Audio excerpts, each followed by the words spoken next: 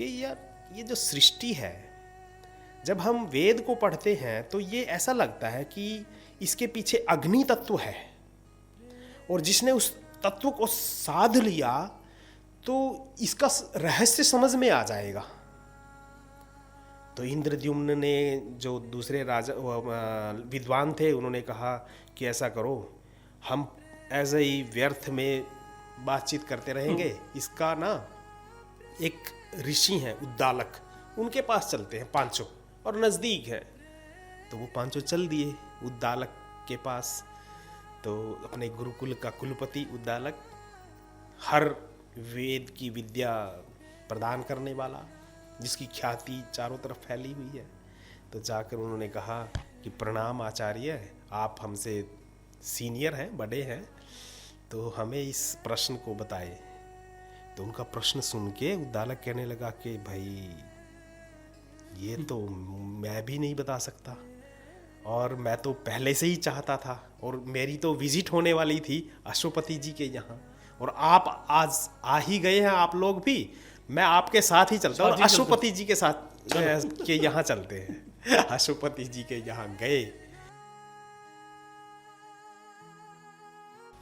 नमस्कार, प्रेरणावाणी केंद्र से मैं जय भगवान सिंगला, और हमारे साथ हैं हर रोज की तरह श्री अरुण पराशर जी। पराशर जी, आपका बहुत बहुत स्वागत है, धन्यवाद है, आप इतना समय हमें देते हो। पराशर जी, हमारे शास्त्रों में एक से एक रोचक प्रसंग है। हाँ जी, हाँ जी। एक प्रसंग राजा अश्वपति के बारे में आता है।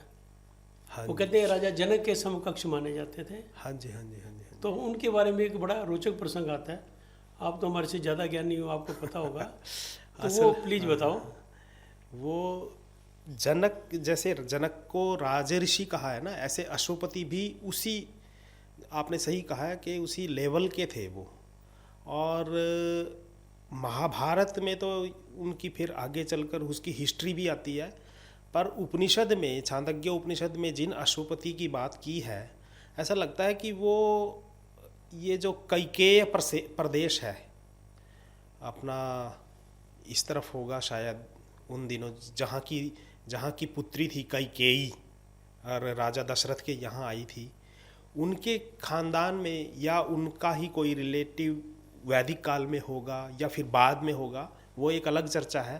पर अश्वपति हो सकता है वो सावित्री वाले, सत्यवान वाले अश्वपति हों, पर अश्वपति की गणना उपनिषदों में राजऋषि की तरह होती है, और वो इतने तत्वज्ञानी हैं, ऋषि नहीं है, कोई तपोवन नहीं है उनका, कोई जंगल में नहीं रहते, किसी हजारों विद्यार्थियों को पढ़ाने वाले वो प्रोफेसर नहीं हैं, पर राजकाज संभालते हुए वो हर रोज कहते हैं कि भगवान से मिलते हैं, इतनी उनकी महिमा है। उनकी एक वार्ता है, हुआ क्या था, आपको याद होगा कि हमने छांदोग्य उपनिषद को देखते हुए एक बात कही थी कि एक ऋषि थे उद्दालक, आरुणी जी, जी, जिनका पुत्र था श्वेत केतु, जिनके साथ बातचीत होती है, और फिर वो बड़ा अच्छा, बढ़िया। हाँ जी, हाँ जी। तो एक तो वो उद्दालक, उनकी महिमा चारों तरफ थी, गुरुकुल था उनका बहुत जबरदस्त।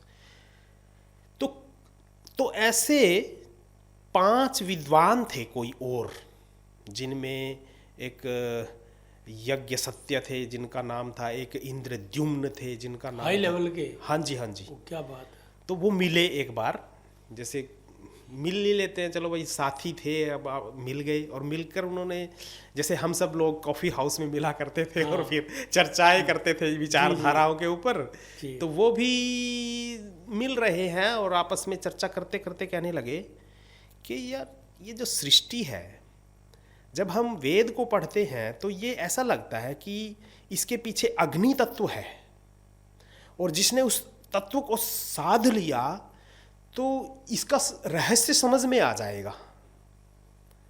तो इंद्रद्युम्न ने, जो दूसरे राजा विद्वान थे, उन्होंने कहा कि ऐसा करो, हम ऐसे ही व्यर्थ में बातचीत करते रहेंगे, इसका ना एक ऋषि हैं उद्दालक, उनके पास चलते हैं पांचों, और नज़दीक है।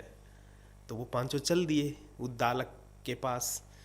तो अपने गुरुकुल का कुलपति उद्दालक, हर वेद की विद्या प्रदान करने वाला, जिसकी ख्याति चारों तरफ फैली हुई है। तो जाकर उन्होंने कहा कि प्रणाम आचार्य, आप हमसे सीनियर हैं, बड़े हैं, तो हमें इस प्रश्न को बताएं। तो उनका प्रश्न सुन के उद्दालक कहने लगा कि भाई ये तो मैं भी नहीं बता सकता, और मैं तो पहले से ही चाहता था, और मेरी तो विजिट होने वाली थी अश्वपति जी के यहाँ, और आप आज आ ही गए हैं, आप लोग भी, मैं आपके साथ ही चलता हूँ, और अश्वपति जी के साथ के यहाँ चलते हैं। अश्वपति जी के यहाँ गए तो राजा ने देखा कि ऋषि मेरे यहाँ आए हैं। उन्होंने कहा कि प्रणाम, आप राज दरबार में आए, मुझे बुला लिया होता। उन्होंने कहा कि नहीं, हम जब किसी से पूछने आएंगे तो हम नीचे हैं और आप ऊपर हैं, और आप गुरु तुल्य हैं हमारे, प्यासा ही कुएं के पास जाएगा। तो अश्वपति ने कहा कि खैर, उद्दालक जानते हैं, और उद्दालक जी की तो मेरे साथ बात होती है, आप बताइए क्या है। तब उन्होंने कहा कि हमें उस प्रश्न का उत्तर दीजिए, या फिर उसको समझाइए कि वो अग्नि जो है, इस सृष्टि के मूल तत्व को समझने के लिए उस अग्नि तत्व को समझना पड़ेगा, जिसको वैश्वानर अग्नि कहा है। तो उन्होंने कहा कि वैश्वानर आत्मा और अग्नि, ये जो दो शब्द हैं, पहले अग्नि को समझो आप, तब उनकी चर्चा होती है। तो उस चर्चा में सबसे पहले विद्वान से पूछता है कि एक बात बताओ, आप किसकी उपासना या किसकी पूजा करते हो।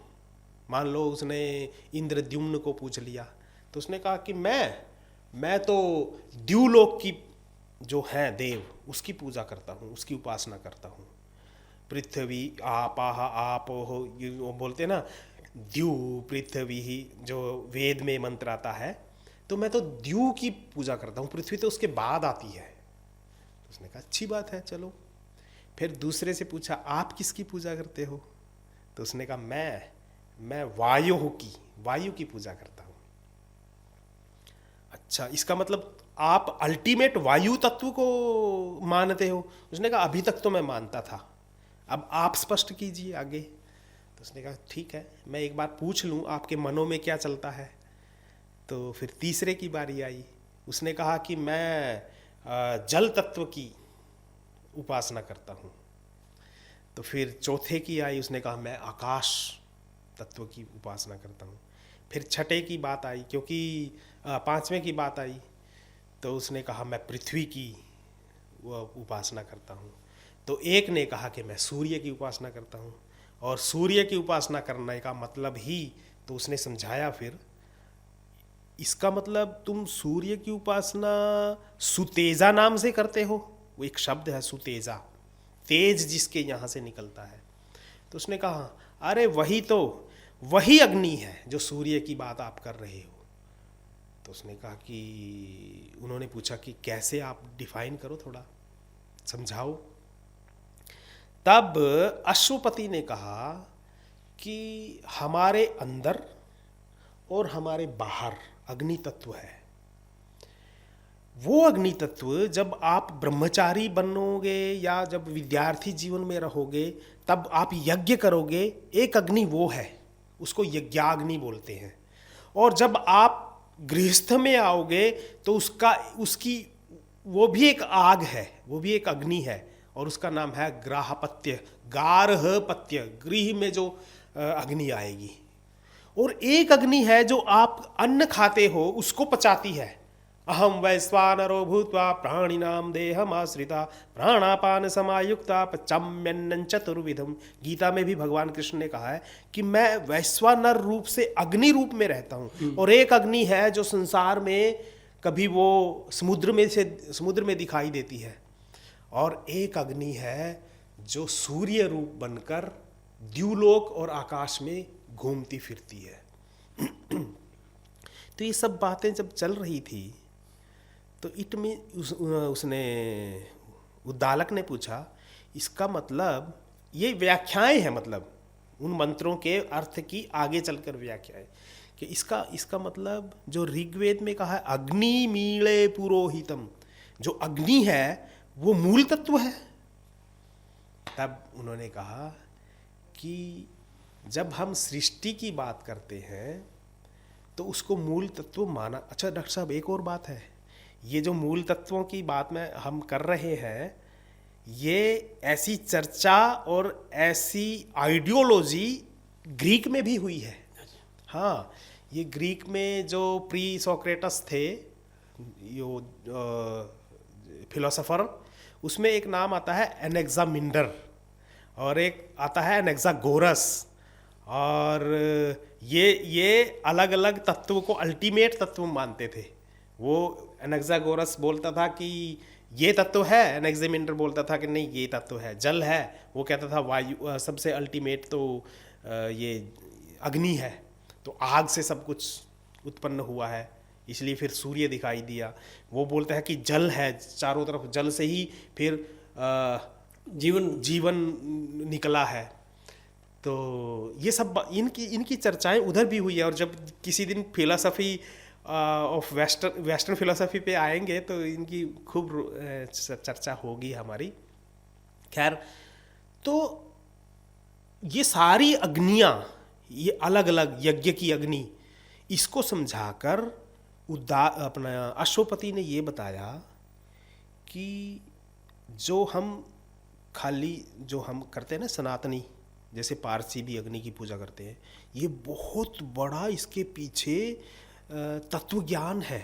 और जो कोई इसको साध लेगा, मतलब अग्नि को जिसने साध लिया, तो समझो वो परम तत्व तक पहुंच सकता है। तो परंतु अग्नि आपः वायोः सूर्य जल, अपना ये आकाश, ये 5 के 5 तत्व अल्टीमेट नहीं है, इनके पीछे कुछ है। तो परंतु जाना यहीं से पड़ेगा। जब आपको ये समझ में आ गया, फिर ये पता चलेगा कि इसके पीछे का जो तत्व है वो एक है, ना वो द्यू है, ना वो पृथ्वी है, ना वो आपा है, ना वो अग्नि है, और ना वो वायु है। वो इनका सबका क्रिएट करने वाला मूल तत्व है, और वही परब्रह्म है। उस परब्रह्म तक पहुंचने के लिए ये इन सब चीज़ों का और इनके पीछे के क्रिएटिविटी का हमें ज्ञान होना चाहिए। अश्वपति का ये कहना था कि आप यदि कूद कर आप ये सोचो कि मैं परम तत्व को जान लूँगा, ऐसा नहीं, बल्कि इनकी जो वैज्ञानिक प्रक्रिया है, किससे क्या बनेगा सृष्टि में, उसको पहले समझो और फिर अपना अल्टीमेट तत्व तक आप पहुंच सकते हैं। तो ये इस प्रकार की चर्चा अश्वपति की आपने जो बात करी, अश्वपति की, और इन 5, बल्कि बाद में उद्दालक भी जुड़ गए थे इनके साथ ही। तो इन 6 का ये संवाद है, बड़ा रोचक संवाद है। क्या बात। तो ये अच्छा जी, आपका बहुत बहुत बहुत बहुत धन्यवाद। दर्शकों, ये हैं हमारे अरविंद पराशर जी, आप इनको लगातार देख रहे हैं और इनको सुन रहे हैं, तो मैं आप सबकी तरफ से इनका धन्यवाद करता हूँ। नमस्कार। नमस्कार।